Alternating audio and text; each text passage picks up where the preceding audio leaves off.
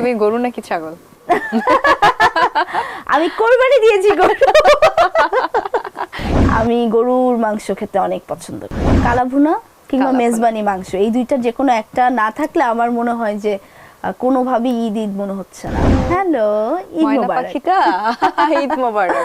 তোমাকে দেখলেই আমার ময়না পাখির কথা মনে পড়ে এবং সবারই তাই মনে হয়। আমারও তাই এটা কি মনে তোমার হয়। ভালো লাগে নাকি ইস বিরক্ত, মানে এতবার হয়েছে এত জায়গায়? না না, এটা আমার কাছে অনেক বেশি ভালো লাগে, কারণ এতগুলো বছর পরেও আমার তো মনে হয় প্রায় 20 বছর হয়ে যাবে।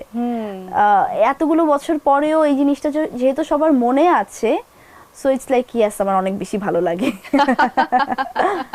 আচ্ছা, ময়না পাখিটা তো বড় হয়েছে, হ্যাঁ। তার বড়বেলার গল্পগুলোই আজকে শোনা হবে। ঈদ কেমন কাটছে? ঈদ আলহামদুলিল্লাহ অনেক ভালো কাটছে। ঈদ আসলে সবসময় অনেক ভালো কাটে, আর ঈদের সময়টা আমি চেষ্টা করি যে যাতে ভালো কিভাবে আরো কাটানো যায়। সো আলহামদুলিল্লাহ ভালো কাটে। আর নিজে রান্না বান্না করো নাকি হ্যাঁ। করো এই সময়? হ্যাঁ হ্যাঁ, আমি ঈদে অনেক রান্না করতে পছন্দ করি। আমি রোজার ঈদেও রান্না করি, আর যেহেতু কোরবানি ঈদ হচ্ছে অল অ্যাবাউট ফুড, মানে এইটা তো শুধু খাওয়ার উপরে, এইটাতে আমি আরো অনেক বেশি পছন্দ করি রান্না করতে। তুমি গরু নাকি ছাগল? আমি কোরবানি দিয়েছি গরু। খেতে পছন্দ করো কোনটা? আমি গরুর মাংস খেতে অনেক পছন্দ করি। সবচেয়ে পছন্দের যে রেসিপিটা থাকে সবসময়, যে না এটা না হলে আমার ঈদ হয় না, সেটা কি?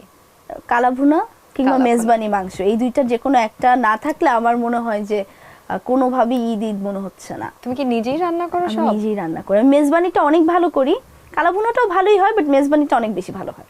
বাহ, পুরো দস্তুর বলা যায় যে রান্নার ক্ষেত্রেও বেশ এক্সপার্ট দিঘি, তাই না? মোটামুটি চেষ্টা করা হয় আর কি। চেষ্টা করা হয়। তোমার রান্নার সবচেয়ে বড় ফ্যান কে? বাবা? বাবা তো আছেই অবভিয়াসলি, বাবা, তারপরে ভাইয়াও অনেক পছন্দ করে। মানে কোরবানি ঈদ আসলে ভাইয়া খুব ওয়েট করে যে কতক্ষণে আমি গরুর মাংস রান্না করবো আর খাবে। আর ওই দিক থেকে মোটামুটি সবাই, আমার মামা হোক, ফ্রেন্ডস হোক, যেই হোক, সবাই কম বেশি আমার রান্না পছন্দ করে। এই যে এত সুন্দর রান্না করতে পারো, রান্নাটা শিখেছো কার কাছে? ইউটিউব।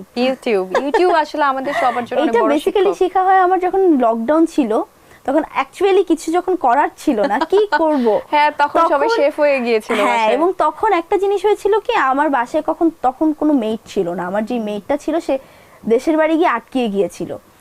সে বেসিক্যালি ঘুরতে গিয়ে দেখে লকডাউন হয়ে গেছে, সে আর আসতে পারেনি 3 মাস। এবং বাসায় তখন প্রথম 10-15 দিন তো আসলে কোনোভাবেই কোনো বাসাতে আসলে আমরা মেড অ্যালাউ করিনি, কিংবা Right. নিচে থেকে আসলে অ্যালাউ করা হতো না। তো সারভাইভ তো করতে হবে।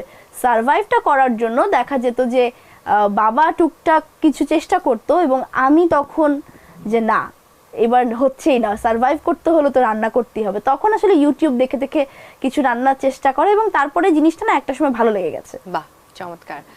আর এই যে আমি বললাম তোমাকে, তুমি এখন পুরোদস্তুর নায়িকা, বা সবাই তোমাকে বড় হিসেবেই দেখছে, বাসায় অবস্থাটা কিরকম? তোমাকে সেই ছোট্ট ময়না পাখিটা মনে করে নাকি বড় হয়েছে? না, বাসায় কেউ বড় হয়ে বানাচ্ছে না। বাসায় কোনো, আমি যেটা বড় হয়েছি একটা যে মানে বড় হওয়ার পর যে আমার একটা কিছু আছে না, আমি ছোটই আছি তা বাসায়। ভালো তো, অনেক এটা সালামি অবশ্যই পাওয়ার ভালো। কথা। হ্যাঁ, সালামি পাই,